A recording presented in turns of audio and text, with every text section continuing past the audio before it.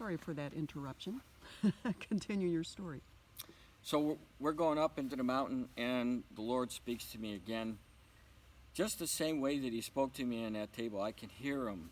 Just, John couldn't hear him, but it went right through my head. And I said, John, you are not, and I listened actually twice. This time I said, when he said, what's wrong? And I went like this, and I stopped. And I said, John, you are not going to believe what I'm going to tell you. And he goes, what now, Frank? I said, Jesus told me we're going to be witnessing to Russians who are coming down this mountain. And he goes, no Russians. way, no way. Maybe one guy up in Santa the mountain, Barbara? but Russians, Frank, come on, no way. I said, John, you didn't believe me before. And he says, no way. So we're climbing up into this mountain, traversing. And I can't even tell you how long it was before we heard laughing. And I stopped and I said, John, it sounds like a little kid laughing. He goes, I know. I said, well, John, there's definitely somebody up there.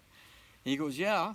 And so as we're walking up, we can hear the voices getting louder and louder. And I'll never forget it, there was two big boulders, one here and one on the right. And there was an open path, and the moonlight was so bright it was almost like, not daytime, but it was enough light you could see anybody coming. And I said, I want to stay here. I don't want to scare anybody.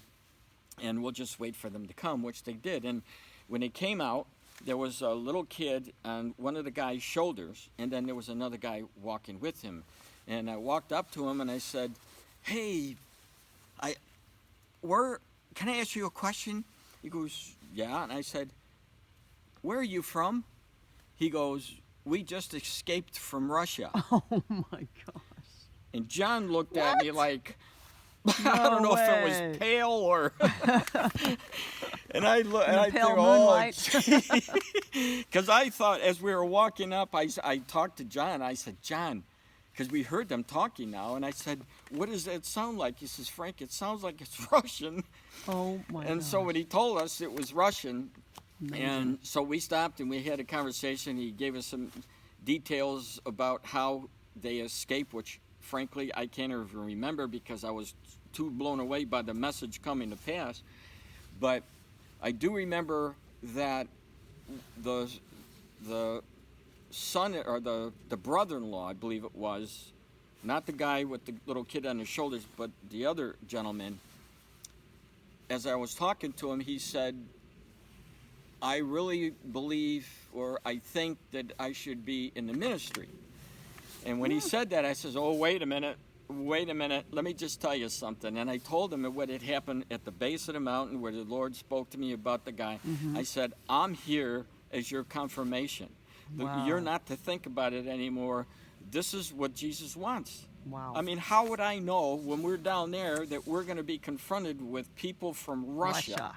What are the of all odds places. against that? I know. I said, this is your confirmation. We talked to him and he left, and to this day, I never heard from him again.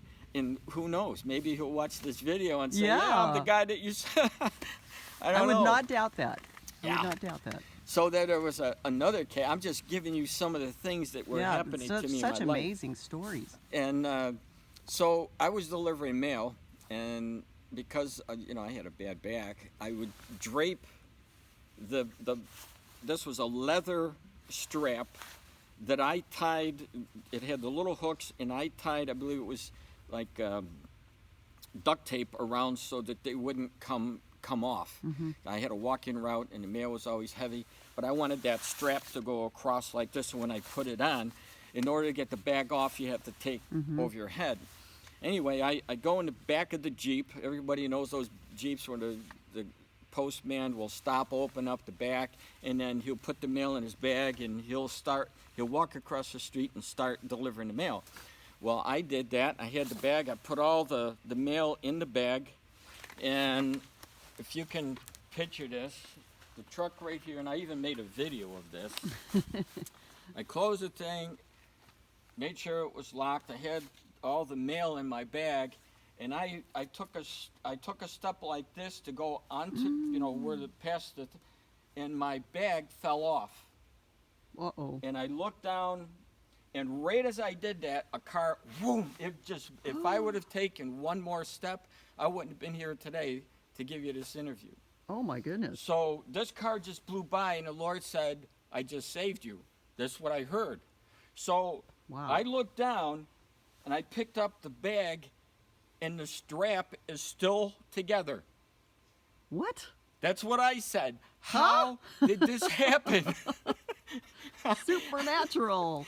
It was definitely amazing. supernatural. I looked, I tugged, there was no opening. I put the bag back over my shoulder with the strap. That was nothing. There was no defects in the bag at all. And I just looked up and I praised Jesus Christ and I thanked him my gosh. that he had spared me from Praise being God. killed stepping in front of that car. Amazing. So I mean, these stories, on and on and on. So let me just say this. From 1977 to 1993, my ministry was full-blown doing the production of slideshows. It got to the point where the Lord put me in front of people. I was doing radio. I became a regular on open line in the Santa Maria Christian station. People would call up and they asked me questions, and I would answer those questions. And then he placed me in front of, television shows. I did the Arlington Theater twice. I didn't have any money, and that was one of the things that Jesus told me. He said, everything that you do, you're never going to charge anybody for anything. And you cannot do that unless Jesus and the Holy Spirit is with you. But the Lord always provided for me all the way through. But in 1993, Jesus, just like he came to me in all those other different events, he said, Frank, you're stopping your ministry with the slideshow. You're going to write one book. I want you to write one book, and it's the only book you're ever going to write. And he, again, addressed the different, almost the same as, you're not going to dance, you're not going to yell and scream, and I'm going to help you to get where you're almost identical to the same orders, except there was no slides involved in this one. And he said, I want you to use the script that you used for your slideshow to begin writing your book. And I'm not that great in English. So I said I didn't know anything about a slide presentation. I didn't know anything about writing a book. And so that's what I did. Anyway, I started to write the book, and I finished it in 97. So from 93 to 97, I was writing. And after that, I didn't know what to do. And I said, Lord, okay, now that thing is done, what do I do? And he said, I want you to, at that time, I didn't really get any clarification on it. He didn't speak to me about that. But all I know is he said never to charge anybody. And so I sent some chapters to 50 different Christian publishers. Got rejected by every single one of them. And I was delivering mail one day, and this lady came out, and she said, well, this is my name, and I'm going to keep her name quiet. And she told me that there was a company that she was working for, that's her company, and it was a publishing company. And I asked her, I said, geez, this is interesting. I just got rejected 50 times. What does it take to get published? And she said, well, it's very difficult, especially if you never wrote a book before. What is it about? And I told her, and she said, well, do you have a copy of it? And I said, I'll give it to you tomorrow. I'll leave it in your mailbox. And so I did. I gave her the copy, and about 3 days later, her father called and said, I want you to come down, and I'd like to talk to you about this. So I went down there, and he decided that he was going to publish my book, start off with 5,000 copies. Wow. And I thought, geez, I'm thinking about this, and I'm weighing it out now. Okay, Lord, I'm not supposed to get any money for anything I ever do, and here's this guy. I got rejected 50 things. She pops up, just happens to be a publisher. And I signed.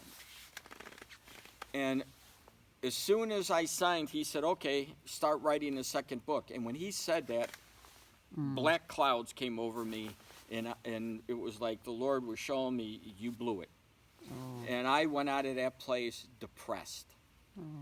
And because Did now you I feel like you knew the sold book out? was going to get published, the people were going to buy the book, and that was it. And I went home, and instead of being happy, my wife said, "What's wrong?" I said, I told her I blew it. This is what happened, and for 3 months we were going back and forth with the publishers, and they were working on the book, making it a lot better. And so one night my wife called. She says, "You better get in here." And I said, "Why?" She said, "Well, the news is on, and you better see this news." So I looked at the news, and it was the feds at this publisher's building, and they were putting chains on the building. On the doors? And I called the person who got me involved with the company, and I said, "What's going on?" She goes, "Well, they think that we're ripping people off because at that time they were writing books about how you could buy a repo house, how you could buy a repo car, and stuff like that. And for whatever reason, they closed them down." So when I saw What a that, I relief. just knew the darkness didn't go away. I just was so upset, almost in a depression state. Oh. And my heart was so heavy knowing that I all this time I did everything the Lord wanted me to do, and then here I come. I felt like David, Yeah. after that incident when he saw the woman on bad. Wow. And Lord came to me, and he says, "I want you to call the company, and I want you to tell them to go get my book." So I called the girl who was in charge with her dad, and I said, "Could you do me a favor? Could you ask your dad to please ask them if I can get my book out?" And she goes, "All right, I'll try." So I called her dad, and dad says, "No, man, they don't want me anywhere near the building." They made that very, very clear. It was almost like an IRS or somebody or something like that, or They who was lock ever in everything charge down? of, accountant. And so I said, I pleaded with him. I said, "Please, just ask him." And he said, "All right," because he lived right around the corner from, where his business was. And about an hour later, I got a phone call and said that it was from him. He says, "Can you come to Santa Barbara?" And I said, "What happened?" He goes, "Well, I asked him, and he said no." And I said, "Well, why am I coming down there?" He says, "Well, the rest of the story is," I said, "Oh, that's too bad, because his book was just about ready to go to the printer." And the guy who was in charge said it was surprising that he even talked to him.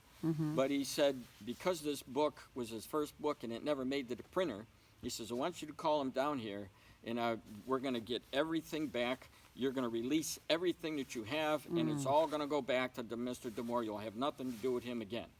And I drove down there.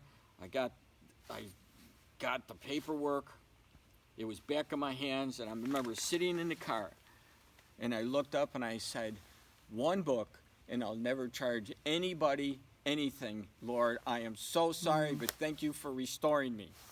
Wow. And at that point, I was so happy.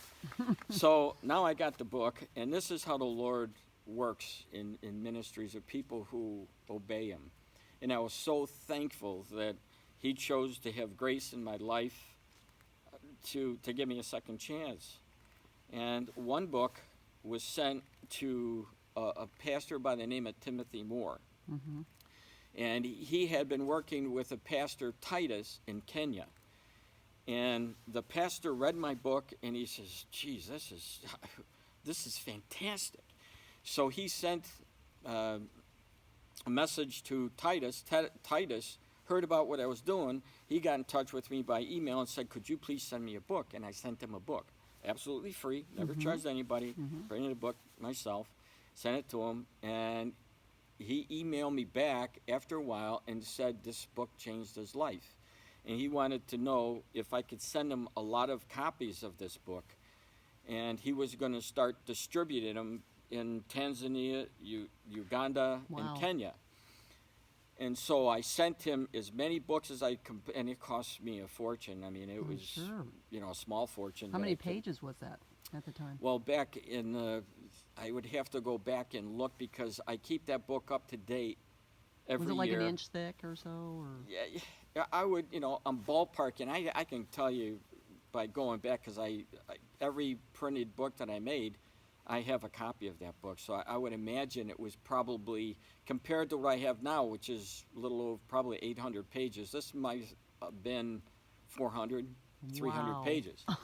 It was very expensive That's a lot to in printing costs. Yeah. send the mail overseas like that. But he started to distribute the books, and then Timothy Moore called me. He was blown away by what the Lord was doing with this one book. And he said, Frank, I've been trying to raise money, and the money is not easy to raise. And Jesus spoke to me, and he said, have to call you. And so I'm doing what the Lord asked, and I said, well, I don't ever charge anybody for anything, and I don't have any money. But what I can do is what the Lord laid on my heart. I can make videos of a need.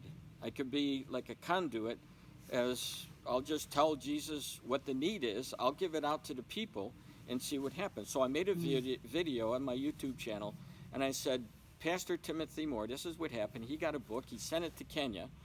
The Kenya pastor got completely blown away. And I sent him all these books, and he was taking these books, walking these books, delivering these books by himself. And he wanted to get a van so he could spread out even further and go into different countries and to distribute the books. And we haven't got hardly anybody helping us whatsoever. And that's the Lord said, I want you to call Frank.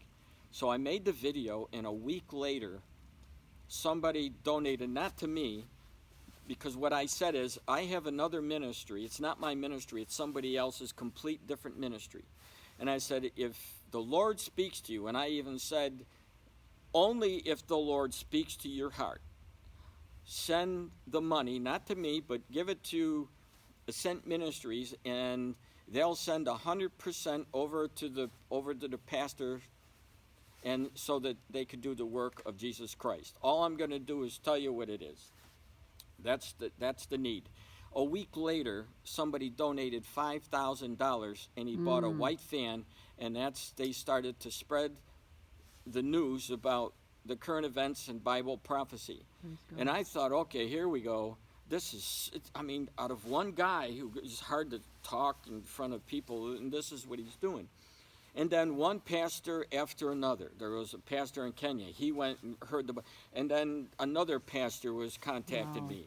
And so it not only did it start with the book, and then it started, can you help me feed these people? We have orphans. And so I would do the same thing. I would go back and I would say, okay, this is what the Lord laid on my heart. We have a need where these kids don't have any food. They're sleeping on the ground.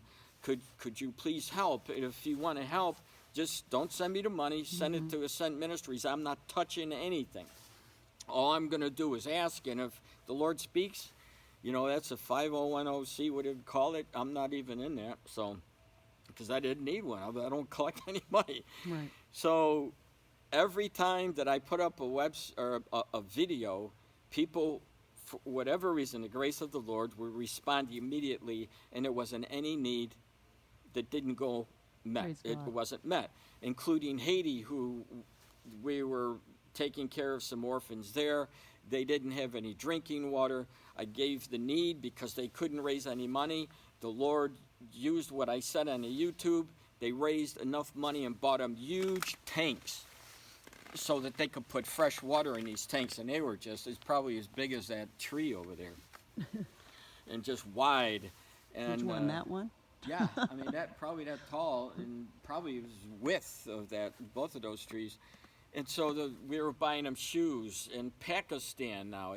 Now we branched out into Pakistan. Pastor Fiaz, and all these pastors can tell you exactly what I'm telling you, how it went down. Pastor Fiaz, same thing as Pastor Titus. He was walking, and he wanted to branch out, and he wanted a motorcycle. Couldn't find any money. I made a YouTube video, raised enough money. We bought him a brand new motorcycle, so he could drive his wife, and they started to go out in different communities, and other pastors in Pakistan.